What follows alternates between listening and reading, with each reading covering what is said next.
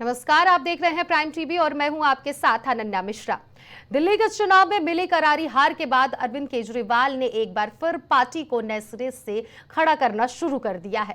केजरीवाल के घर हुए पीएम की बैठक में कुछ अहम बदलाव करके आने वाले चुनाव के लिए कमर कस ली गई है।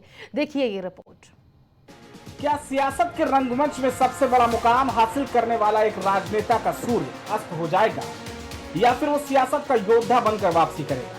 सादे कपड़े, सादा व्यवहार और गले में मफलर। अन्ना आंदोलन की माटी से जन्मा एक नेता जिसने मुख्यधारा की सियासत पे जब कदम रखा तो मिट्टी भी सोना बन गई। दिल्ली की माटी में आंदोलन की धूसर धरती से उठकर सियासत का सिरमौर बन गया।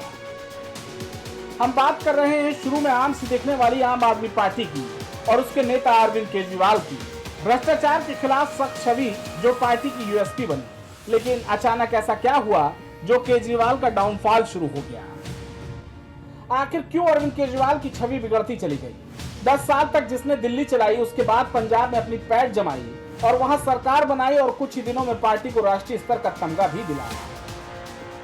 ये मुकाम राजनीति में हासिल करना बच्चों का खेल नहीं। ये मुकाम दर्शाते हैं कि अरविंद ने राजनीति में ऐसे घोड़े खोले तब जाकर उनकी राजनीति चमकी। लेकिन अब अरविंद केजरीवाल की पार्टी मंथन के दौर से गुजर रही है। दिल्ली की हार अरविंद केजरीवाल को इतना झकझोर चुकी है कि अब वो पूरी तरह से संगठन के बदलाव में जुट गए हैं। इन्होंने दिल्ली पुलिस का ऐसा राजनीतिकरण किया है कि जिस पुलिस से आप चुनाव लड़वाएं खुद को, आप उसको क्या जिम्मेदारी कह सकते हैं और उसकी क्या आप जवाबदेही तय कर सकते हैं। या तो सब मिला जुला मामला है, मगर इसके बावजूद हम कुछ बातें कहेंगे जो केंद्र सरकार को करनी चाहिए। अब 11 साल हो गए, अब जरूरी है कि कुछ चीजों के ऊपर सकारात्मक कदम उठाए जाएं।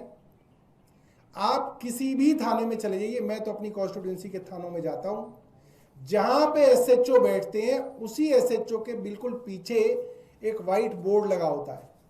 उस व्हाइट बोर्ड पे लिखा होता है इस थाने में कितने इंस्पेक्टर हैं, कितने पद हैं, कितने रिक्त हैं, कितने सब इंस्पेक्टर हैं, पद कितने कितने रिक्त हैं। मैं आपको बता सकता हूं, आप किसी भी थाने में चले जाइएगा, 100 कांस्टेबलों के पद होंगे तो 50 रिक्त होंगे। 100 हेड कांस्टेबलों के पद होंगे, 50 रिक्त होंगे। और ये हालत खराब ही हो रही है जब से भारतीय जनता पार्टी की केंद्र सरकार आई है। अरविंद केजरीवाल के घर पर संपन्न हुई पीएससी की बैठक में 4 राज्यों के प्रभारी की नियुक्ति हुई। इस पर सबसे अहम है सौरभ भारद्वाज को दिल्ली का प्रदेश अध्यक्ष बनाना। जम्मू कश्मीर से महराज मलिक प्रदेश अध्यक्ष बनाए गए। तो पहले दिल्ली के प्रदेश अध्यक्ष रहे गोपाल राय को गुजरात का प्रभारी बनाया गया। दिल्ली के पूर्व डिप्टी सीएम रहे मनीष सिसोदिया को पंजाब का प्रभारी बनाया गया। वहीं सत्येंद्र जैन को पंजाब का सह प्रभारी बनाया गया। गोपाल राय की जगह सौरभ भारद्वाज को दिल्ली का प्रदेश अध्यक्ष बनाया गया। देखिए, दिल्ली चुनाव के जो भी परिणाम आए, जनता ने जो भी हमें जनादेश दिया वो हमारी पार्टी को स्वीकार है, हमारे राष्ट्रीय नेतृत्व ने भी स्वीकार किया। और पार्टी समय समय पर पॉलिटिकल अफेयर्स कमेटी की बैठक करती है और संगठन को लेकर पूरे देश भर में आज महत्वपूर्ण नेताओं को जिम्मेदारी दी गई है। पंजाब में हमारे मनीष सिसोदिया जी को प्रभारी बनाया गया, गोपाल राय जी को गुजरात का प्रभारी बनाया गया, पंकज गुप्ता को गोवा का प्रभारी बनाया गया। छत्तीसगढ़ की कमान हमारे संगठन मंत्री संदीप पाठक जी संभाल रहे हैं। हमारे दिल्ली के प्रदेश अध्यक्ष सौरभ भारद्वाज जी को बनाया गया। जम्मू कश्मीर में हमारे नौजवान विधायक महराज मलिक जी को बनाया गया, महराज मलिक को। तो इन सभी लोगों को मैं बधाई देता हूं और साथ ही आपको बता दूं कि पार्टी हर स्टेट में संगठन को लेकर लगातार काम कर रही है।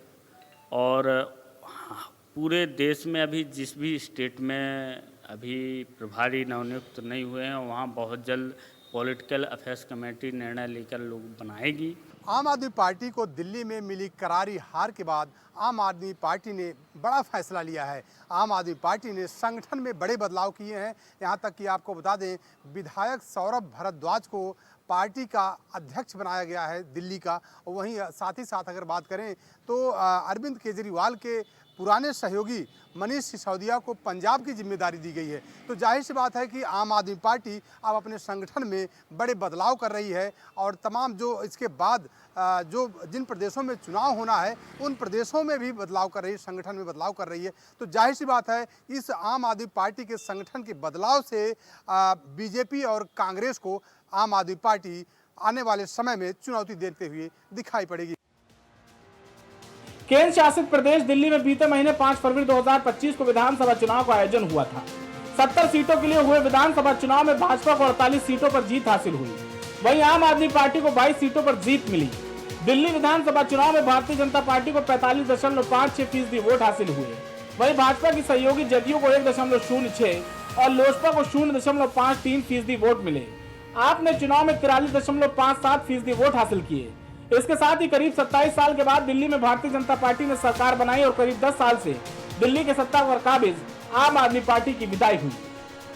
Output desk, prime TV.